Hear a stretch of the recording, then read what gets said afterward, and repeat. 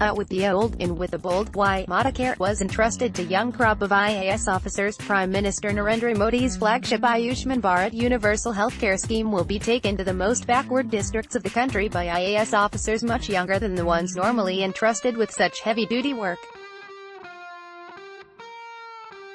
New Delhi, Prime Minister Narendra Modi's flagship Ayushman Bharat Universal Healthcare Scheme will be taken to the most backward districts of the country by IAS officers much younger than the ones normally entrusted with such heavy-duty work. These young newly appointed assistant secretaries from the 2016 batch have each been assigned one of the 115 aspirational districts. They have a tight deadline and a huge task ahead of them, fulfilling which might require skills normally seen in the world of corporate management. And just like their corporate counterparts, these assistant secretaries will also need to make presentations about their work at the end of the 3-month posting with the center.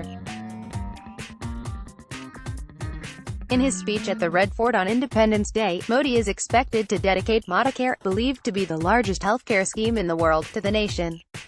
Before that, he wants all these aspirational districts to have fully functional hospitals, sources said. Apart from the ministries assigned to them, all assistant secretaries may also be involved in work relating to the aspirational districts program. Each assistant secretary may be made particularly responsible for ensuring operationalization of the wellness centers in the district allotted to them under the Ayushman Bharat National Health Protection Mission, the government letter says.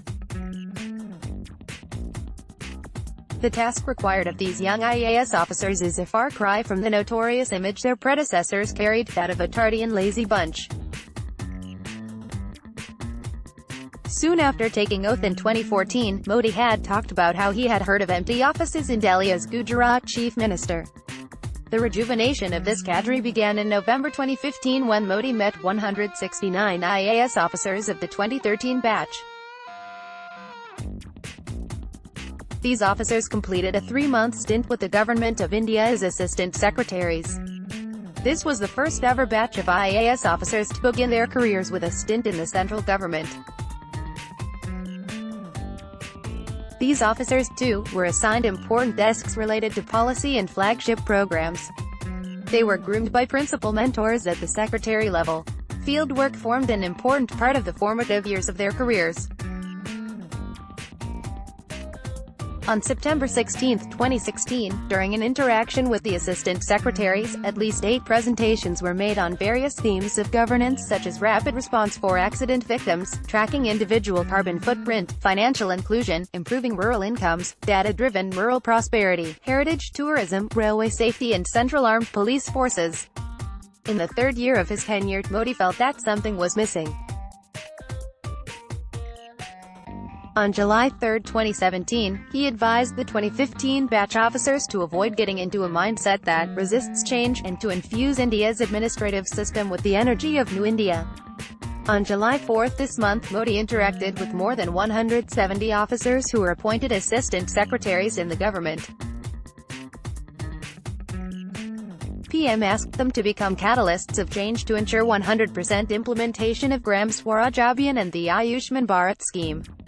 PM Modi said he was surprised to see that over 80% of the district collectors in 115 aspirational districts were 40 who would have continuous apprehensions about their postings given family compulsions.